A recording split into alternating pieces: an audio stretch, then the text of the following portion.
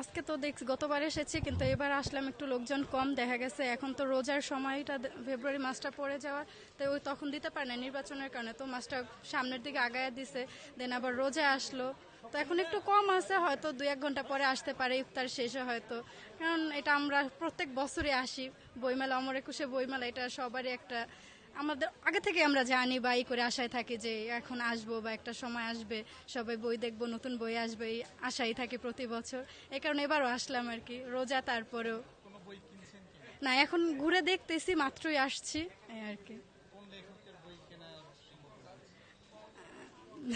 দেখি যেটা পছন্দ হয়। ছোট থেকে তো পড়ে এসেছি অনেক লেখকের বই বা এই কবিতাও দেখা গেছে, যেটা ভালো লাগে এখন এটাই নিব আর কি। অন্যান্য বছরের বইমেলা থেকে এবারের বইমেলা আসলে কি পার্থক্য দেখেছেন?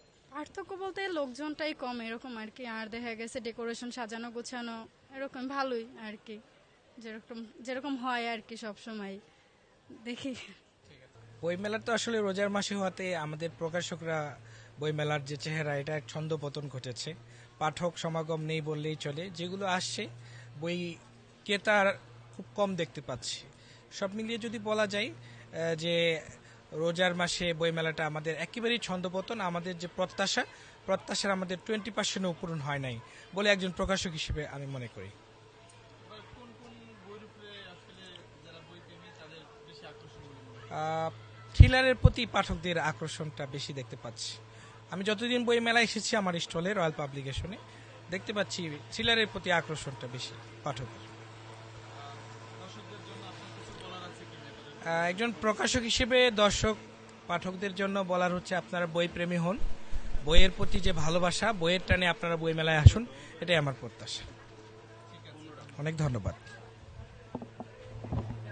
সন্তানকে হারিয়ে দীর্ঘদিন প্রতীক্ষায় থাকে, কিন্তু পায় না এক পর্যায়ে। তো এটা পাঠক গল্প পড়েই বুঝতে পারবে তারও।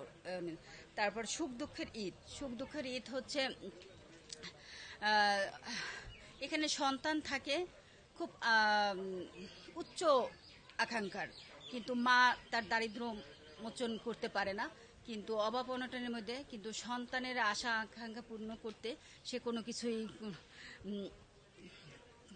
আর কি নিরাশা হতাশাগ্রস্ত হয়। তখন তার যেন একটা ঈদ সামনে পড়ে, সেই ঈদও সে সমাজ থেকে বঞ্চিত, তার অধিকার থেকে, স্বামী থেকে বঞ্চিত, সন্তান থেকেও সে বঞ্চিত হয়। হয় না তার পরিপূর্ণ ঈদটা করা। তারপরে সমানে সমান নয়, যেন এখানেও সে অধিকার থেকে আর কি। আমার গল্প মূলত ট্র্যাজেডি নিয়ে, কিন্তু সমাজে যে আমরা অধিকার থেকে বঞ্চিত হই, সেই এই অধিকারটাই আর কি এখানে সে যেন সমানে সমান নেয়। অসহায় নারী তার সন্তান নিয়ে ভাইয়ের কাছে আশ্রয় নেয়, কিন্তু এখানে ভাই থাকে অনেক অর্থবিত্তবান, কিন্তু ভাই তার ভাইয়ের থেকে হতাশা হয়ে সে স্বামীর ভিটায় চলে আসে। তারপরে প্রতিদানের দাসত্ব এখানে একটা অসহায় এতিম মেয়ে, সে মামির কাছে মানুষ হয় সেইখানে মামির কাছে মানুষ হয়, কিন্তু মামি কি করে, সে মামির কাছে কৃতজ্ঞ হয়ে থাকে, কিন্তু তার প্রতিবন্ধী ছেলেকে পরে বিয়ে করতে হয়। তারপর আমার ভাই আমার পৃথিবী, ভাইয়ের জন্য তার আর কি সমস্ত কিছু, কিন্তু ভাইয়ের বউ আইসা সেখানে সব তছনছ হয়ে যায়। তারপরে কোথায় হারিয়ে গেলে একটা মেয়েকে সে অনেক স্ট্রাগল করে পড়ালেখা করায়, সে ভালোবেসে পড়ালেখা করে, কিন্তু মেয়ে যখন সে চাকরি টাকা পয়সায়, তখন তার থেকে দূরে সরে যায়। এবারের বইমেলায় আমার বই এসছে উপন্যাস কুহক। আমি যদি একটু দেখাই, এটা আমার বই উপন্যাস। সারা আসলে গত বছরের মতো না, এটা আমরা সবাই জানি, কারণ এই বছর রোজা থাকার কারণে একটু পাঠক সংখ্যা কম আছে। আপনি যে বইটি লিখেছেন কোন শ্রেণীর পাঠকদের জন্য লিখেছেন একটু যদি বলতেন? আমার বইটি অবশ্যই 18 বছরের উপরে পাঠকদের জন্য। পাঠকরা আপনার এই বই থেকে আসলে কি শিখতে পারবে, কি জন্য এই বইটি আসলে এই বইটার মেইন চরিত্র হলো একটা নারী। হ্যাঁ, একটা নারীর সৃষ্টি, তার যখন কিশোর বয়স পেরিয়ে যখন সে আবার তার একটা মধ্য বয়সে চলে আসে, তখন তার সমাজে তার ভূমিকা, তার সমাজে তার চাহিদা, এটা তুলে ধরেছি। আর এটা 3টা পার্টে তো। আর শেষটা হলো যে একটু যখন সে একটু তার বয়স হয়ে যায়, তখন তার মানে সমাজে তার অবস্থানটা কেমন থাকে, আমি এটাই বুঝিয়েছি। মূলত একটা কাল্পনিক চরিত্র, কিন্তু কাল্পনিক চরিত্রটা একটা নারী চরিত্র। আপনি এই বইটা আসলে কিসের উপর উদ্বুদ্ধ হয়ে এই বইটি লিখেছেন? বইটা লিখেছি যে কোনো একটা নারীর জীবনী থেকে লিখেছি আমি অনেকটা। এই পর্যন্ত আপনার কয়টি বই পাবলিশ হয়েছে? আমার এককভাবে হয়েছে 4টি, এটা নিয়ে। এর মধ্যে কবিতা আছে 2টো, গল্প আছে একটা, আর এবার উপন্যাস এসছে। আর যৌথভাবে আমার বেশ কয়েকটি বই এসছে, প্রত্যেক বছরই মেলায় থাকে, তো ওগুলো নিয়ে আমি আসলে অত মানে ইয়া করি না যে কোথায় কি আছে। অনেকেই চায় বই, কবিতা চাই, গল্প চাই, দিয়ে দেই। তো মূলত আমি আমার যে একক বই এককভাবে যেটা আসে, ওটা নিয়েই মূলত আমি কথা বলি। বই নিয়ে, বইমেলা নিয়ে ছোটকালের কোনো স্মৃতি মনে আছে কিনা?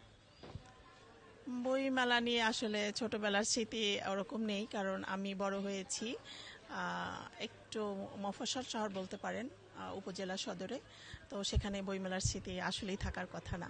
তবে আমি লেখালেখি করতাম সব সময়, ছোটবেলা থেকে, যখন থেকে আমি বুঝতে শিখেছি তখন থেকেই আমি লেখালেখি শুরু করেছি। এবং আমার লেখাগুলো বিভিন্ন পত্রিকাতে আমি তখন পাঠাতাম। আপনি আসলে কাকে স্মরণ করতেন? যে আগে তো কাউকে না কাউকে স্মরণ করতো মানুষ, কবি বা সাহিত্যিক, বা আপনার সবচেয়ে পছন্দের? আমি যদি বলি যে এই বা বই পড়া, এটা যদি আমি স্মরণ করতে যাই, তাহলে আমার মায়ের কথা বলবো। আমার আম্মা প্রচুর বই পড়তেন, আমি ওখান থেকেই শিখেছি। বইয়ের প্রতি আমার আগ্রহটা ওখান থেকেই এসছে। তারপর লেখালেখি, বিশেষ করে সামাজিক প্রেক্ষাপটে ছোট ছোট ঘটনাগুলো আমাকে খুব আকৃষ্ট করতো। ওখান থেকেই আমি আসলে লেখাটার মানে উৎসাহটা পেয়েছি। ছোট ছোট বিশেষ করে একটু স্যাডি বিষয়গুলো আমাকে বেশি অ্যাট্রাক্ট করে।